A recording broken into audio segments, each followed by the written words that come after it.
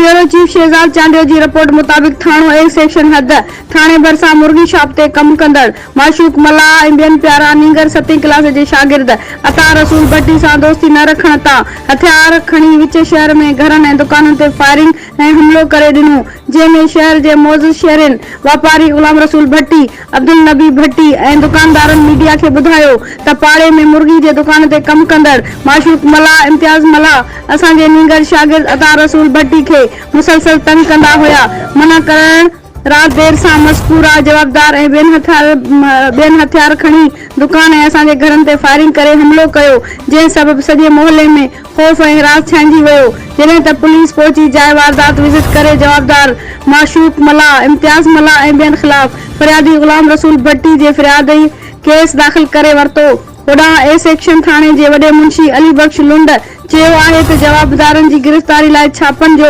सिलसिलो जारी आहे, मगर जवाबदार घर खाली करे फरार थी विया। जॾहिं उन्हनि खे गिरफ़्तार करे फरियादियुनि खे इंसाफ़ मुहैया कयो वेंदो ऐं शागिर्द खे तहफ़्फ़ुज़ फ़राहम कयो वेंदो। फरियादी एसएसपी दादू सां मुलाक़ात करे मुतालबो कयो त फौरन जवाबदारनि खे गिरफ़्तार करे असां सां इंसाफ़ कयो वञे।